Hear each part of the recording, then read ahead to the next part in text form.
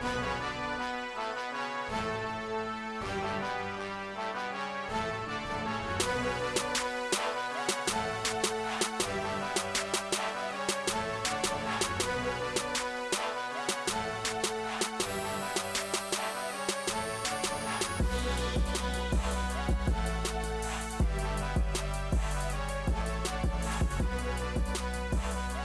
hear those horns?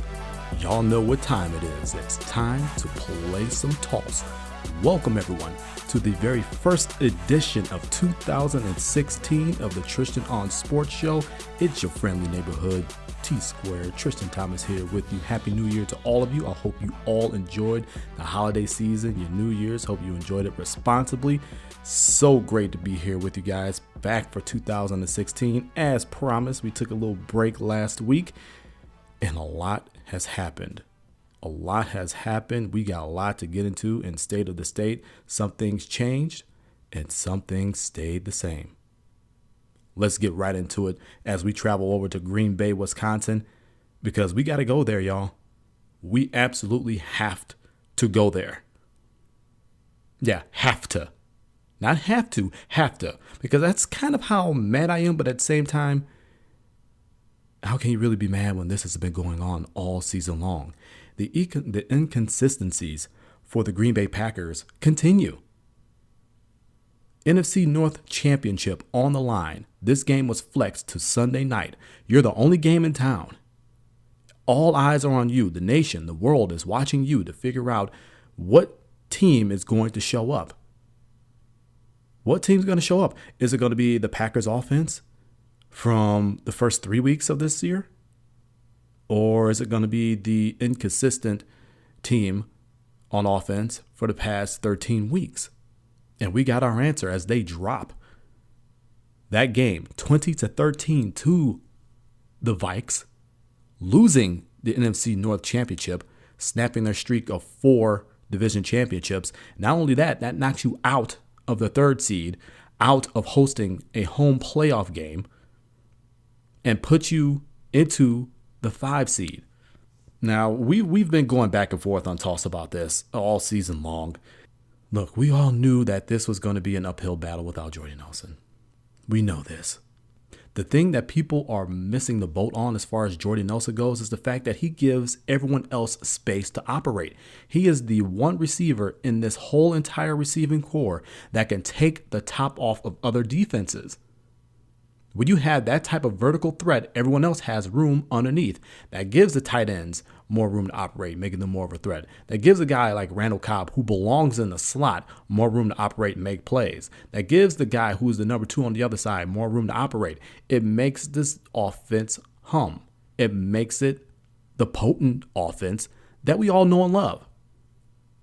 Here's the thing. He's not there. So how have you not adjusted as play callers, as a quarterback, as receivers, to the fact that you don't have that room to operate? Jordy's not there. You don't have that room to operate. You need to find a way to make this work. And no one has been able to find a way to make this work. Now, you're going to have a lot of people out there screaming, well, they got 10 wins. They got 10 wins. And I'm going to counter back. This is the most inconsistent 10-win team I've ever seen, possibly in my life. Quite possibly in my entire life, this is the most inconsistent 10-6 team. When the Packers went 10-6 and won Super Bowl 45, they had some adversity to overcome, but they were able to overcome it. People forget Aaron Rodgers was missing with a concussion in that season. Not the entire season, but there were maybe a couple of games there. Namely, the one against the Patriots that they absolutely had to win. It had Matt Flynn at quarterback. They lost that game. Flynn gave them a chance to win it. They couldn't get a final playoff. They lost that game. They were in danger of missing the playoffs completely. And they would have, had they A, not won their last 2 games, and B, had Deshaun Jackson not gone and taken a punt back for a touchdown when he was still with the Eagles against the New York Giants. But that 10-6 team to me was not as inconsistent as this 10-6 ball club. And I think everyone deserves some of the blame for it. I'm sorry, Packer fans. I'm a Packer fan too, but I got to blame you guys because you guys keep thinking that that switch is going to be flipped. Newsflash, that offense from last season that averaged 30.3 points per game is not walking through that door. It's not walking through that door. Jordy Nelson is not walking through that door. Okay, you guys had to accept the facts and should have accepted the facts weeks ago in the regular season that this offense was not going to be the explosive 30-point per game, blowing people out by 40-plus point type of offense. The second thing I've got to say to the fans is the fact that this is not all Jordy Nelson's fault. Jordy Nelson is not responsible for those guys going out there catching the football. Jordy Nelson is not responsible for the guys going out there running lazy routes. Jordy Nelson is not responsible for those guys not being able to gain separation. I mean, maybe a little bit. He gives them more space to operate. The defenders are more keyed in on him, and that's going to leave somebody open. But it's your job as a receiver to gain separation. Make a window for Rodgers to be able to throw the ball to you and accurately. And this is why I have to put blame on the receivers. This is why I have to put blame on Rodgers. This is why I have to put blame on Mike McCarthy and Tom Clements, because both of their asses called plays this season. And you have to put some of the onus on Ted Thompson as well, because he did not have the proper talent in the receiving corps to withstand something like this. The whole organization has to be put on Front Street for this, because it is simply not working offensively. And everyone that I named had a hand in it. Mike McCarthy as a play caller, Tom Clements as a play caller, Ted Thompson as the GM. The receivers were going out there and underperforming. James Jones led your receiving corps with 839 or 893 receiving yards. This is after you had a 1,500-yard receiver in Jordy Nelson and I believe a 1,300-yard receiver in Randall Cobb just last season. Everyone has to come to terms with the fact that A, you should have tempered your expectations long ago, and B, everyone is at fault for this offense sputtering the way that it is, because everyone's been inconsistent. Yes, this offensive line, they're at fault as well, because they haven't been pass blocking to save their damn lives. Their run blocking has been much better, but they haven't gone to the run because they've fallen behind. And it's really not it's not really the defense's fault, because this offense, with all of their turnovers, the running backs fumbling the football, Aaron Rodgers is throwing picks, guys are dropping footballs or kicking them back up so they go down as picks, and they're fumbling the football as well, and they're putting the defense in tough spots. You can't expect to fumble the ball at the 2-yard line, or inside the opponent's 20, and expect the defense to be able to hold every single time you do that. This offense is not good. And I can't believe we're sitting here talking about multiple items. I can't believe we're sitting here talking about how awful Rodgers has been this season. Has he been off? Absolutely. This is a down year for him. And this is the crazy part here. It's a down year for him, but yet he ended up with over, 3,700 yards passing. I believe 31 or 32 touchdown passes, 8 picks. You give those numbers to someone else and they're an MVP candidate. Their fan base is going crazy because they had a phenomenal season. This goes to the greatness of Aaron Rodgers, the fact that we're calling this type of season with those numbers that I just mentioned a down year for him. But that's what it is. That's what it is. He's 33rd out of 35 quarterbacks that have thrown at least 100 passes since their bye week. He's 33rd in completion percentage. I mean, it was just a down year for him. And you can see that he's having a down year. These receivers are having a down year. This offensive line has been awful pretty much all season. The play calling has been suspect all season. The talent is really not what it was when we were putting up 30-plus points a game. Guys have regressed. Guys have been inconsistent. There's been some guys hurt. I get it. But you have to go out there and show up and show out each and every single game, and that has not happened. And everyone deserves part of the blame for that. Then you got other fans coming out, and y'all crazy as hell, talk about we should fire Mike McCarthy. Are you stupid? How dumb do you sound right now? I believe the stat is since 2010, the only other franchise that has more wins than you are the New England Patriots. And in that time frame, you both have one championship. And someone tried to argue with me about this. Try to say, oh, well, look how many Super Bowls the Patriots got too. Doesn't matter. They only got one championship. Doesn't matter how many Super Bowls they got to. You won one championship. That's what it's about. I'm not in it for Super Bowl appearances. I'm in it for winning Super Bowls. They both have one championship in that amount of time, and the Patriots don't have that many more wins than you over that time frame. You don't get rid of somebody like that. If you were going to get rid of Mike McCarthy, you would have done it after his first year when he went, I believe he went 8-8, a la Ray Rhodes, who also went 8-8, and they got rid of him after one season. If you were going to get rid of McCarthy, you would have done it after that 8-7-1 season. But the miraculous thing is they won the division. Even with Rodgers down and out, the rest of the division still couldn't catch up to these guys. Now the division's caught up with you because you dropped the division. Now, I spoke about this on the roundtable. I said that Dennis Krause posed the question, and I answered it. I said it was the Packers' division to lose, but I'm also keeping an eye on the Vikings. But it's the Packers' division to lose. And guess what? They lost it. On the final game of the season, they lost it. I never thought I would see the day where the offense would be the thing that holds this team back from possibly going to the Super Bowl. That's the space that we're in right now. This offense is not good. And you never thought you would hear that with a play caller like Mike McCarthy, with a signal caller like Aaron Rodgers.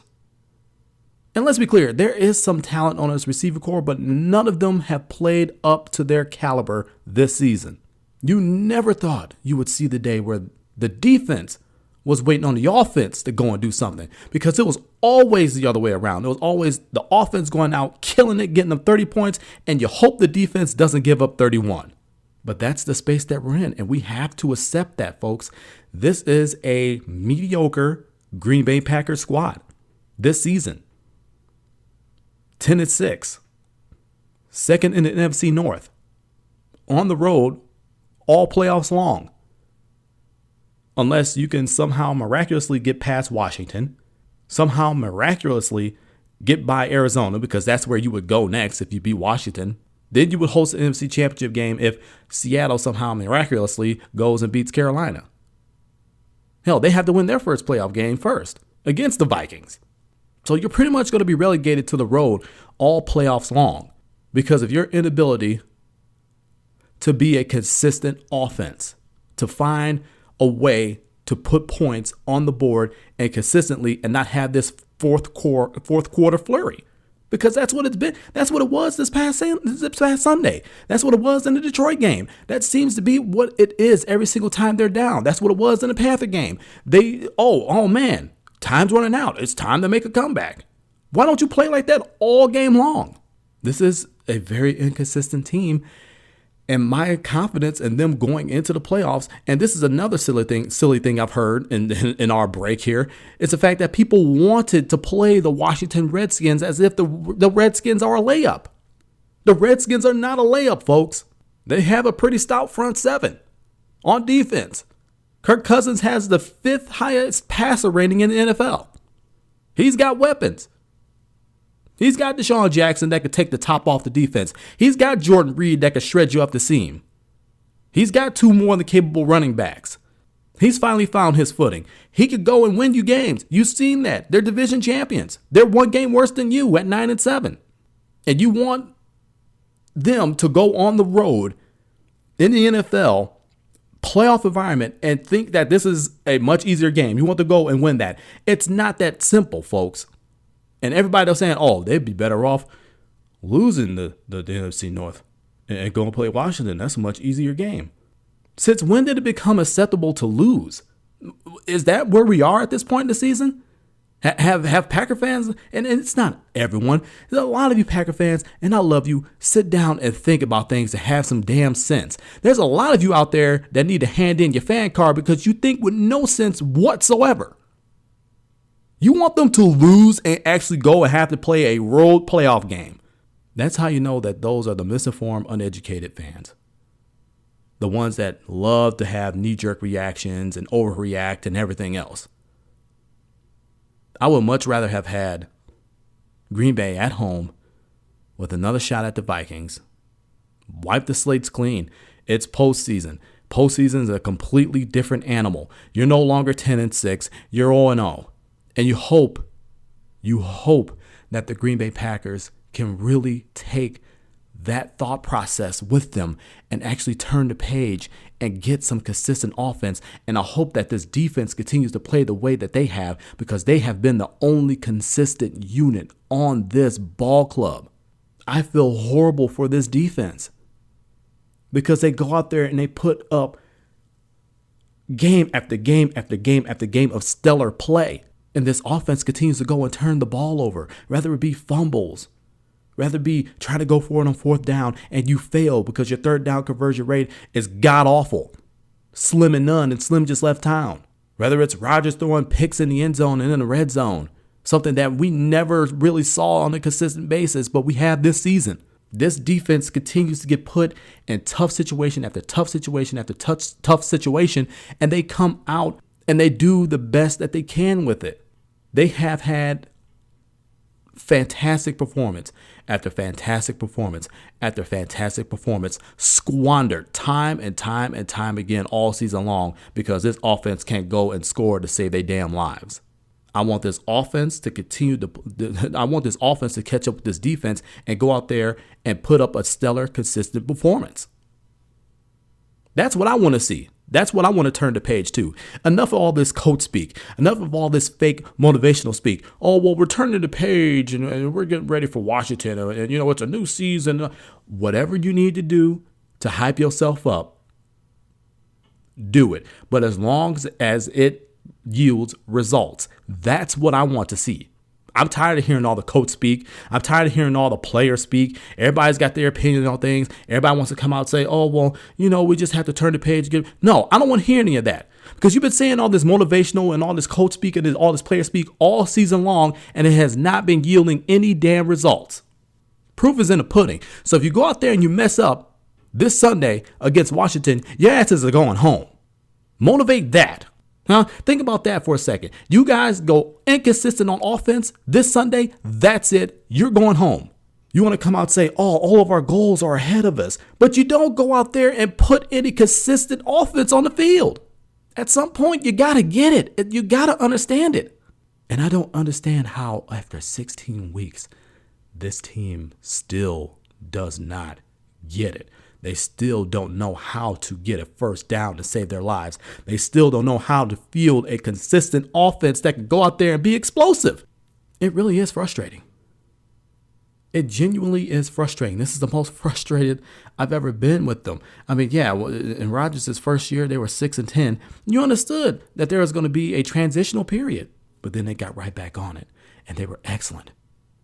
Even in that 6-10 season, they were pretty decent on offense.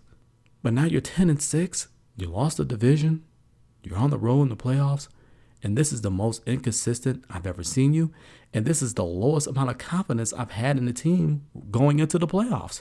I mean, honestly, it really is. They've got no momentum whatsoever, none. I don't understand it. But as I said before, you have an opportunity.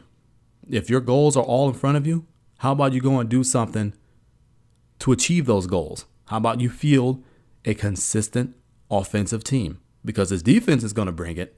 They've been bringing it all season long. You got Washington at Washington, Wildcard Playoff Weekend. I hope you guys figure something out, because if you don't, wrap it up. That's it. And I fully expect some wholesale changes in the offseason, not with coaching staff, not with GM, but player personnel. I put this question out there. Hey, Alshon Jeffrey is a free agent when this season is done. It probably won't happen, but Ted Thompson should go after him. You're talking Jordy Nelson on one side, Alshon Jeffrey on the other. You don't think you could do some damage with that? Put Randall Cobb back in the slot. If you decide to bring James Jones back, he could be your 4, or you develop one of the young guys. I mean, Ty Montgomery looks pretty good. Devontae Adams needs to go. I don't think he will, because they are so loyal to so many people. I think he'll probably come back for another season, but he needs to go because he's regressed so much. I think a lot of people have had it with him, but he probably won't be. So you develop one of those young guys as a 4. I would much prefer Ty Montgomery be that 4, and you pretty much bury Devontae Adams, Jeff Janis, Jared Aberdeen's, who haven't really shown you much of anything down that depth chart, and you go and you roll with those 4. and see how much better you do. You get a more hungry, better in shape Eddie Lacy, who I don't think he was so far out of shape, but everybody seems to think that. But you get a more hungry, more lean Eddie Lacy back there, running hard. James Starks backing him up, coming in, running hard. And you got that 30-point per game offense back. An accurate Aaron Rodgers, you need that. A consistent play caller with a consistent plan. One that can actually make the adjustments. Play the type of game you need to in order to win. Those are the changes that should happen, but it probably won't because it's Ted Thompson. But you need to field a better offensive team if you're going to go and you're going to win this playoff game. And if you make it past the first round, you got a hell of another matchup. It's going to be a rematch against the Cardinals. We saw what they did to them, and then they promptly went and got smacked up by the Seahawks 36-6. Can you imagine if the Packers would have pulled that game off and then won against the Vikings? That'd be a 2 seed. We wouldn't even have to talk about them right there. We'll talk about how great it is that most of these banged up guys are going to get some rest and come back in the divisional round. But that wasn't to be. This is the situation we're in. They're going up against Washington, and I think those predictions will come up during the toss sweep. Continuing on with State of the State, we have to talk some Bucks basketball. And folks, I'm going to have a little heart-to-heart with you in just a moment. They had a bit of an offensive explosion there for a couple of games. The game against the Thunder and their following game there where they were scoring 120-plus points and what have you. And the offense was looking very, very good. And I went out on Twitter, at the 20double on Twitter, for those of you who don't know. And I said, hey, this Bucks team really doesn't have much of a direction. Jason Kidd is out. You got Prunty in. He pretty much runs their offense anyway. Maybe they should just become a complete offensive team the rest of this season, because they're not making the playoffs. That's the newsflash, folks. They're not making the playoffs. They're not. They're not making the playoffs. You heard it here first. I am a Bucks fan, but I am also a realist, and there is nothing I've seen out of all of their games that suggests to me that they're going to rip off a 10 to 15 game winning streak to get themselves above 500 enough to make the playoffs in the Eastern Conference, when all of the participants are over 500 by at least 4 games. The number 9 team, the Orlando Magic, I believe is above 500 by, I believe it's 4 games as well. Maybe it's 2 games. But the majority of the Eastern Conference is above 500. And that's, I said this weeks ago. We spoke about this weeks ago on Toss.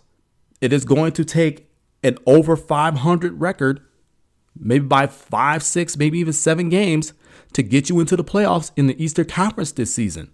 Because the Eastern Conference is much improved this year. You're going to have to play well out the gates. And the Bucks did not do that. They've fallen far behind, maybe too far behind. They dropped the game tonight against the Bulls. I don't think anybody, was holding their breath on a win there. But you lose against the Bulls. You got smacked around by the Spurs yesterday, which, again, I don't think anybody was holding their breath on a win on that one. What are you doing? What are you doing? It seems to be no direction on this team whatsoever. They don't know if they want to be an offensive team that goes up tempo, up and down the floor, which is what I feel like they're great at, going up tempo, fast break, up and down the floor, play fast. A lot of teams can't hang with you guys because they don't have the youth, the speed, the length, the athleticism that you do. Should be taking advantage of that. Are you a slow it down half-court team because you got Greg Monroe down there? When they go inside, outside, they don't know what kind of offensive team they want to be. We damn sure know that they're not a defensive team this season. Newsflash, heart to heart with you Bucks fans. This team's not going to the playoffs, and they don't play a lick of damn defense. I know it's breaking some of y'all hearts out there. It's breaking my heart too. But this is what I've seen. Watching the games, watching them back again, break it down what they're doing. They don't play defense. You get block shots based on the fact that you got some of the longest limbs in the NBA. You get steals because some guys are really adept. And I'm not saying, look, some guys out there can actually play some defense. But as a whole, your calling card last year was defense. And you shared the basketball offensively. You kept the amount of possessions for the other team down, and you gave yourself a chance to win. That's how you went 41-41. That is not the system this season. Not even close. It's almost embarrassing to watch because sometimes they play with no heart. They play with no effort. And you're embarrassed for them to have, when they're on the road, they have Milwaukee across the chest. You're embarrassed of that team. They have no direction. I don't know what they're doing. I don't know what kind of offensive team that they want to be. Maybe they have a lot of pieces, but these pieces to this puzzle just don't fit together. This is how this whole entire season is going to be, and we got a lot more of it, folks. This team is not going to the Super Bowl. This team's not going to the playoffs. It's not going to the playoffs. This team's not going to play defense. They're not going to play defense. So if you're going to lose, make it in entertaining fashion. Just go out there and be an up and down, up-tempo team. Start your evaluation now, because I honestly think that this season is the rebuilding season we all thought last season would be. We thought this season would be the season that they would go 41-41 or 43-39, taking the next step and making the playoffs. We got what we felt that should have happened this year early last season. And what we thought we were going to get last season, we're getting this season. An inconsistent team that doesn't play defense, doesn't know what they want to do on offense. They have no identity. It's really a shame to watch because you have a lot of talent on this roster, a lot of young talent. And at some point, you can't sit there and continue to say, oh, well, they're young. They're making mistakes. They're learning how to play with each other. They're growing into their bodies. They're growing into the NBA game. Look, you've been in the same system for 2 years. You've had the same voice in your ear for 2 years. The expectations are the same. The results should be the same, and they're not. They've regressed, and I don't know why. It is so frustrating to watch. It is very frustrating to watch. You sit down and talk with Bucks fans, and they'll tell you it's just frustrating. That is the word that you use for the team. Frustrating, because they have no direction. They're lacking direction right now.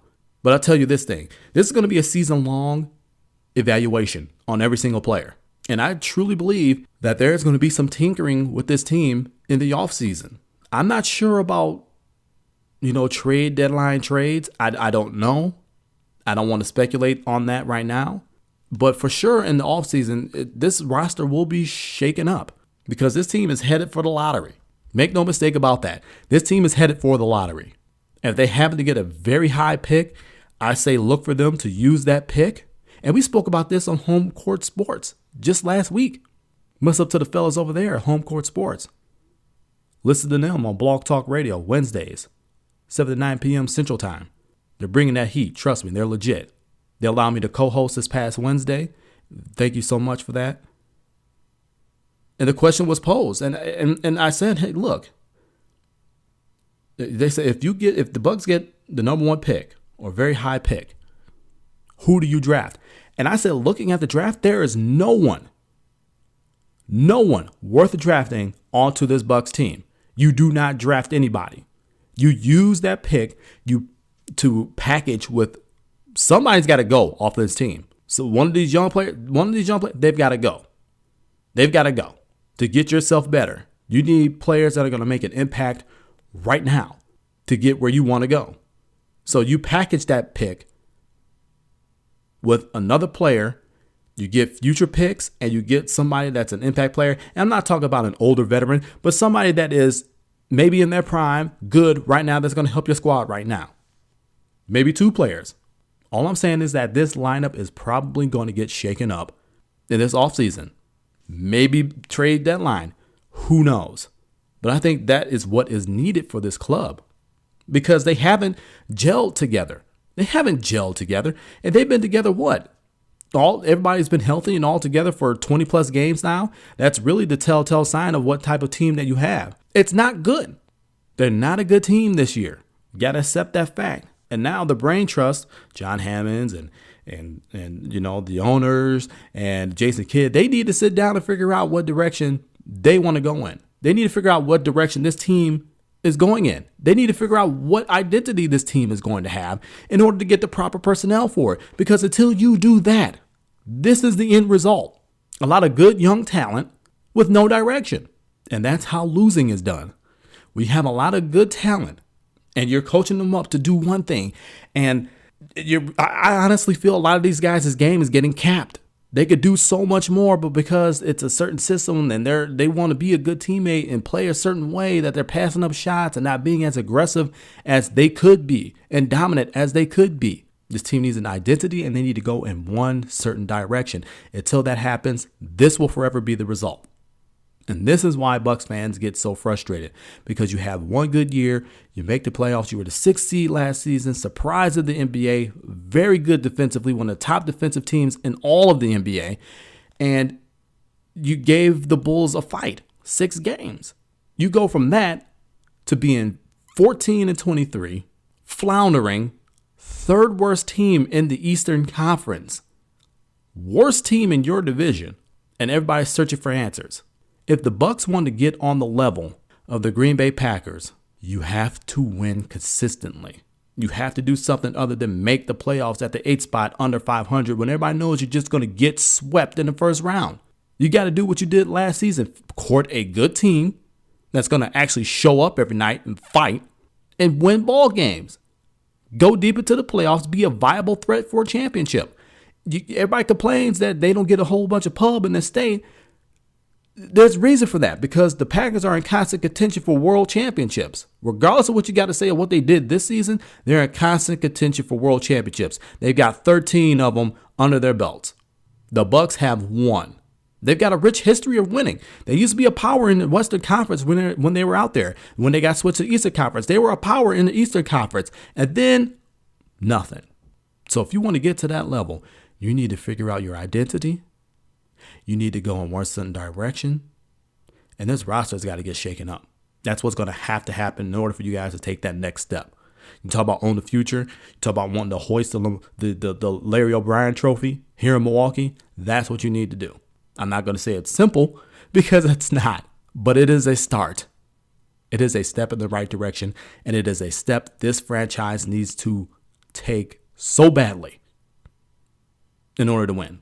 And that's the state of the state. Green Bay flopped on Sunday night for the NFC North Championship. You let the Vikings come in and take that championship from you on your own turf. You get swept by the division for the first time in a long time at home. Now you got to go on the road in Wildcard Playoff Weekend to face the Washington Redskins, who everybody thinks is a layup. Everybody thinks it's a cupcake, and it's not. You need to field a consistent offense. Otherwise, you guys are going home, one and done. The Bucks continue to flounder. They got smacked around by the Spurs last night. They got smacked up, never even led in the game against the Bulls tonight. They have no identity. They have no direction. They need to shake things up if they want to get on the level of popularity that the Packers are. And you know what I told you they got to do. You have to win consistently and be in constant contention for world championships. The things that I mentioned are going to get you there, at least in my opinion. And that's my humble opinion. Coming up on Toss, we're going to run the Toss Sweep. And we've got a couple of notes to get to before we run the Toss Sweep. But once we get there, we got to talk Black Monday. And like I said before, Wildcard Weekend is upon us. And we got to do some predictions.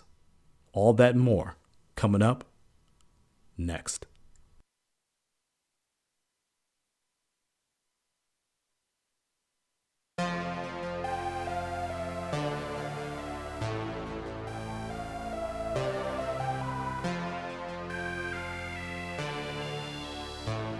Facebook.com/TOnSportsShow is the Toss Sports page on Facebook. It's the place that you can find everything we do not touch on during the show. So if you want some bits, bites, and antidotes, I may have said that wrong, but anyway, if you want some bits, bites, and antidotes, go ahead and go on to Facebook.com/TOnSportsShow. That's TON Sports Show.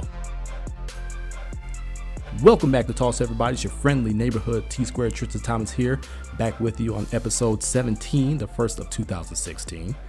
And it's time for us to run the Toss Sweep. Before we do that, though, got a couple of notes to get to here, and one of them I am not very happy about. The Badgers did win their bowl game, the Holiday Bowl, against USC, 25th ranked USC, 23-21. It was a very good bowl game. I enjoyed it thoroughly. except for those 2 calls that almost cost the Badgers the damn game by those damn officials yet again. But I'm glad to see they overcame those. But the job that Dave Aranda did with this defense and has been doing with this defense over the past few seasons cannot be ignored. He's had them as one of the top units in all of the nation. Well, he's no longer the Badgers defensive coordinator. He bolts to go down into the SEC and LSU. Look, I guess the thing was that they weren't going to give him enough money for him to stay, but you listen to Aranda in his press conference. He said, I've always looked at the SEC as prime time for competition and yada, yada, yada, blah, blah, blah, blah, blah. I am sick and damn tired of everybody using Wisconsin as a stepping stone job because that is not what it is. I am absolutely sick and tired of seeing it. This program deserves better. And if Aranda didn't want to be here, and trust me, that's going to hurt this defense. I love the work that Aranda did, and I can't really hate on him for wanting to go and get more paper. But I just hate the fact that everybody's treating this job as a stepping stone job. This is a very good program, rich history in football. They're the most consistent team in the Big Ten. They continuously go to bowl games. 14 straight, the only team in the Big Ten that has been to 14 straight bowl games. The only one. So I'm sick and tired of guys using this job as a stepping stone. I'm just damn sick and tired of it. I don't like it. I don't like it one bit. But that's my rant about that. Let's run the toss sweep and let's get to Black Monday. When the regular season ends, so do people's tenures as head coaches in the NFL, and this was no exception. The only difference was a lot of these dudes got fired mid-season. A lot of these guys got fired before Monday. It's tough, man. Let's see who all got fired. Let's see. Tom Coughlin decided to step down. I think he was going to probably end up getting fired anyway, but he decided to step down after 12 years and 2 Super Bowl championships with the Giants. One of the great men in the NFL. If you have a chance, go and watch A Football Life, Tom Coughlin, and you will see he is a stickler for discipline. He's a very good football coach, but he's a better man. I really love that show. It's something that really shows you the real personality of the coaches and players and things like that. It's really, really, really great show. Just one of the great men in all of football. So he steps down, says he's not opposed to going and find another coaching job. He said, I'm not necessarily done with coaching. So don't be surprised if Tom Coughlin pops up in one of these other vacancies here. The Browns, they fired not only their coach, Mike Pettin, who I already said he put the nail in his coffin long ago. They also fired the GM Ray Farmer, which you see the team that he's fielded. Yeah, you knew he was going to go sooner rather than later, so that's not a really big shock there. The 49ers, Jim Tomsula, done. He was done. Actually, they got rid of him on Sunday, right after the game. That's really no shock to me. It was really more of a shock that he got hired as the head coach more than anything for me, so I knew that was that axe was going to fall. The Eagles, I think the writing was on the wall on that one. When you give a guy all that power and he starts trading away Pro Bowlers and great players like Deshaun Jackson, LaShawn McCoy, guys like that, when you start making decisions like that and you think that your system is bigger than the players and you land flat in your face as you did this season, you're going to get the axe because you're taking this entire franchise backwards as opposed to forward, as you promised us in the interview. And I really, truly think that he was a guy that felt that the system trumps all. The system, the system is greater than the players. It's bigger than the players. And nah, Chip, that may work in college. This is the NFL, dude. This is the NFL. And he saw that does not work. And he's calling out to the 49ers camp, saying, I've got interest in this job. Look, I'm not running the 49ers. I don't own the 49ers, but if I were them, I would stay far away from this dude because they're already a disaster. And if you're looking for someone they're a disaster. Chip Kelly took a good Eagle squad, and yeah, he went 10-6 with them the first 2 years, but he made some of the dumbest trades, allowed Jeremy Maclin to walk away, and now he's out there killing it with Kansas City. You get rid of LaShawn McCoy, you get rid of Deshaun Jackson. Guys who are still out there producing at a high level. And you think that your system is bigger. I don't care that he went 10-6 his first 2 years. He didn't this season, and he made a bunch of dumb trades. So he took a good team and made them a disaster. What do you think he's going to do for your squad when it's already a disaster? He takes over that squad, they win one game. So if I were the 49ers, I would stay as far away from that dude as possible. He needs to go back to college. His system will work down there. It won't work on the NFL. And we've seen that. Does not work. You cannot sit here and think that your system is bigger than the players. It's bigger than talent. You need talent to go out there and win games. Anybody will tell you that. You need the talent to go out there and run the system to be able to win the game. And you got rid of all your talent. And the talent that you do have, you did not use them properly. What did you do to DeMarco Murray, Ryan Matthews, Darren Sproles, Jordan Matthews? What'd you do with those guys? Sam Bradford had a pretty decent year. He was healthy for a change. But your system is not bigger than the players. Your system is not bigger than the talent because you got rid of all your talent that you needed to run your system. So he should stay as far away from the NFL as possible. If I were the Niners, I would not hire that dude. I would not hire that cat. We all know Joe Philbin got axed. You can't even say mid-season. It was early season that he got axed. Dan Campbell took over as the interim head coach for the remainder of the season, but you knew they were going to go and look for a permanent replacement, even though Dan Campbell will interview for that position. Another name that's popping up for that position, I believe, is Hugh Jackson, who definitely deserves another shot at being a head coach. I loved his work with the Raiders. They were trending in the right direction. I think they gave up on him way too quickly. He was a guy who believed in discipline, good offensive mind. Look how he has Cincinnati playing. I mean, Andy Dalton was having a career year before he got hurt.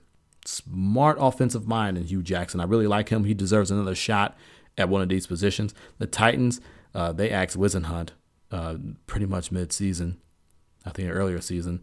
Mike Mularkey took over as a head coach there, but you knew they were going to look for a permanent replacement, even though they're going to interview him as well.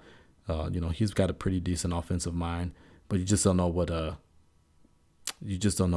direction that Titans franchise is going to go into. They definitely have their quarterback, Marcus Mariota. There's that guy is so good, and they're getting some weapons around him.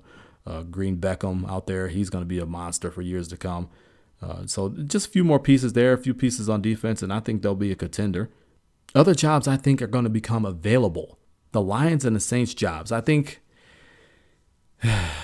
much has been made about Sean Payton and his contract, and is he going to go elsewhere? Is he going to go and coach Dallas? Which Jerry Jones already came out and said, look, Jason Garrett is our head coach, whatever. He's sticking with them. Just a down year. Romo hurt, Des Bryant hurt. Just one of those years, it just did not come together. Defense was still very good, but offensively just fell off the rails. Should have resigned DeMarco Murray, in my opinion, but they didn't. But I think that the Lions and the Saints jobs may become available. That's more of a thin ice situation where Sean Payton could come back to the Saints, possibly. Jim Caldwell, the way that the Lions finished as opposed to where they started. Yeah, they didn't make the playoffs. Yeah, they didn't have over a 500 record. But they were deplorable the first few weeks, and then they came back and played extremely well in the second half of the season. I think they should give him another go. I like Jim Caldwell, especially what he did last season, but I think that's a thin ice situation. The biggest shocker out of all this was a coach that did not get fired, and it's a coach that everybody thought was going to get fired. All throughout this, you had reports, you had Peter King talking about, he's going to be fired, and everybody was just for certain this guy was going to get fired. But instead, he signs a 4-year contract extension. Chuck Pagano, bravo, because this mess was not his fault at all. And I couldn't believe that they were even blaming him whatsoever. When your GM does not give you sufficient talent, what are you supposed to do? And that's the situation here. His GM did not give him sufficient talent to be able to survive the injuries that they had. In particular, Andrew Luck, who the Colts kept saying, he's going to be back. Dude, no, he's not. Keenan Allen had the same lacerated kidney injury, and he was out for the season. What makes you think that Andrew Luck is going to come back and be able to help get you guys into the playoffs? Which they didn't. Houston ends up winning the division, and the Colts are going to be sitting at home watching the playoffs. But his GM did not give him proper talent to be able to go out there and field a very good team. He didn't. And you can't put that on the head coach. And they didn't. So he signs a 4-year contract extension. Bravo, Chuck Pagano. Bravo, man. Everybody was pretty much counting you out. They said you were done. You were getting fired. And everybody was for certain on that one. And even I thought, like, man, are they really blaming him for this? He's really going to get the axe. They're really blaming him for this. And he didn't. He's got another 4 years there. That's if they don't get rid of him for whatever reason. But he signed a 4-year contract extension. Congratulations. But those are the coaching vacancies in the aftermath of Black Monday, or you could even call it Black Sunday or Black midseason, because they were getting rid of coaches left and right all season long. They didn't even wait till after the season. They didn't even wait till Monday. Some of those guys got fired right after the game on Sunday. But that's the business of the NFL. Continuing on the toss sweep, we got to get to predictions. We have Wildcard Weekend beginning this Saturday. Man. When you get into the tournament, anything can happen. And that is why I love Wildcard Weekend, because you just don't know. These teams are usually so evenly matched that anybody could win. Road teams could win. A mix of both road and home can win. You just never know. So we're going to start off in the AFC with the AFC wild cards. Let's start off with Kansas City versus Houston. What can you say about Kansas City? Kansas City is the hottest team in all of the NFL. I repeat, Kansas City is the hottest team in all of the NFL. They have won 10 straight. Think about this, folks. This team started the season 1-5. People had them dead to rights. Like, not happening this year. They're awful. I can't believe it. This is it. They're awful. And then they proceed to go and win 10 straight. Won their final 10 games of the season. Hottest team in the NFL. And it's not like they do one thing great. They do a lot of things well. That defense comes to play. That offense is bad. They've got an offense now. They've got a passing game. You got Jeremy Maclin going out there. You got Alex Smith. He's out. He's using his legs more. He's making plays on the run. They do a lot of things well. They are the hottest team. The thing that scares me about them is the fact that you've won 10 straight. I'm not saying you can't win 14 straight and win it all, because the Panthers won 14 straight this season. Started off the season 14-0 before they lost to the Falcons and went 14-1. So it's possible, but this is the playoffs. So the thing that scares me about picking them is the fact that at what point do they lose? Maybe it's on the road because they have to face Houston. Houston, for me, are a lot of what ifs. What if Brian Hoyer stays healthy? They've got a shot. DeAndre Hopkins is out there. Alfred Blue can run the ball. Pretty much a running back by committee, but pretty much Alfred Blue gets most of the carries. J.J. Watt's wreaking havoc, but now you got Jadeveon Clowney. He's questionable. What defense is going to show up? Are they going to be able to stop anybody? Is J.J. Watt going to be able to do enough by himself? You have a lot of questionable type of deals. But, hey, they went 9-7 for the second straight season. They won the AFC South. They're hosting the game. It's hard to win on the road in the playoffs. But for some reason, I've got to go with Kansas City on this one. Like I said, they're the hottest team in the NFL. They've won 10 straight. They do a lot of different things well. They could get after you on defense, and that's what you need in the playoffs. Your defense needs to travel, and I believe they do. If Alex Smith makes enough plays, Jeremy Maclin makes enough plays, Sakandrick West makes enough plays in this offense, and this defense gets after Brian Hoyer, you're looking at Kansas City winning that game on the road, and that's my pick, Kansas City. Let's go to a divisional matchup in the playoffs, which is always fun because when the divisional games come up, you throw everything out the window. Anything can happen. You got Pittsburgh visiting Cincinnati. This is a tough one. Cincinnati is adept defensively, but A, is Andy Dalton going to play? B, how pain-free is Andy Dalton going to be with that broken thumb? I don't think he's going to be anywhere close to 100%. He's definitely not going to be pain-free. How well is he going to be able to play if, in fact, he does play? And if he doesn't, it's going to be A.J. McCarron. How well can he play in a playoff game? Can he get the ball out to A.J. Green and Marvin Jones, Mohamed Sanu, Tyler Eifert if he comes and plays? We know they're adept defensively. If their defense shows up, it's going to make it a lot more tough. It's a divisional game. It's going to be tough anyway. Pittsburgh, their defense has to show up. If it's A.J. McCarron back there, they have to absolutely get after him. And how crazy is that we have to talk about the Steelers defense having to show up? That's usually what they were built on, but now they've made that complete transformation to an offensive team. And that's another thing that scares you. Probably the best offense in the AFC. Probably. You got Big Ben, you got the best wide receiver in the world, and Antonio Brown. You got Martavis Bryant, a big target. You got Marcus Wheaton. You got Heath Miller still making plays at the tight end position. Is D'Angelo Williams going to be able to play? He's got that ankle injury. That's going to be a big blow to them if he can't. He's definitely an all-purpose back, picking up right where Le'Veon Bell left off when he went down for the season. This is a toss-up, man, because this is a divisional matchup. You throw everything out the window. It's going to be a tough battle, but I think in the end, the defense for Cincinnati will show up. They're going to take the pages out of the playbook of the Ravens, who shut the Steelers down a couple of weeks ago.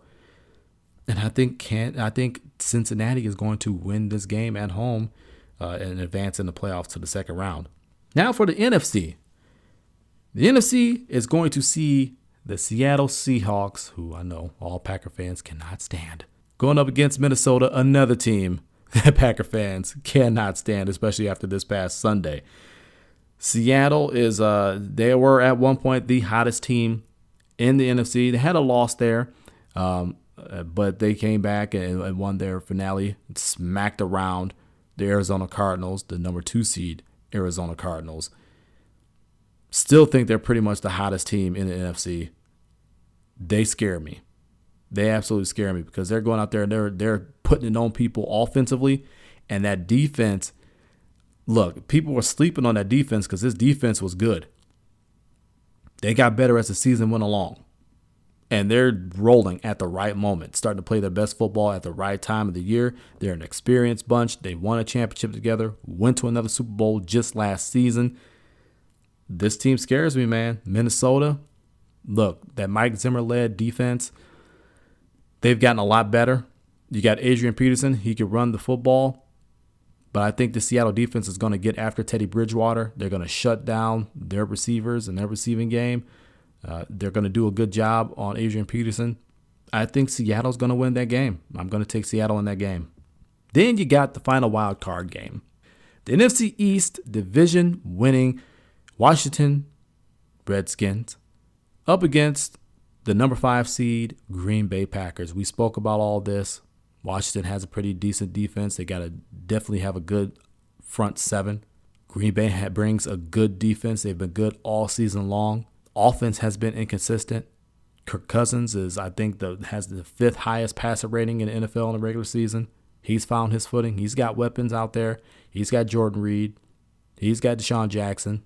He's got the chain mover Pierre Garçon. He's got a couple of more capable running backs to give him a little bit of a running game to keep things honest. They could win this game, but maybe it's the Packer fan in me, and maybe it's just the hope in me, but I'm going Green Bay on this one. I think our defense will be able to shut down their offense more than Washington's defense will be able to shut down our offense. I think we'll muster up enough points to get this defense a win, because that's exactly what it will be. This defense has been keeping Green Bay in games all season long, and they're going to go out there and going to get a win for them. So I believe it may be a little bit more low scoring, maybe another 20-13 game, maybe a 17-13 game. Who knows? Maybe I might be surprised and it'll be a shootout. Would love to see the offense get back to that. Wouldn't like to see the defense give up that many points. I would love to see an offensive explosion by the Green Bay Packers and have it be one-sided. But I'm going to take Green Bay, even though my confidence is shaky on that one. I'm going to take Green Bay in that game. So to recap, Wildcard Weekend, AFC, I'm taking Kansas City. And I'm also taking Cincinnati to win those games. And in the NFC Wildcard Playoff games, I'm taking Seattle and I'm taking Green Bay. That's how it is, and that's how it's going to be. This is Toss.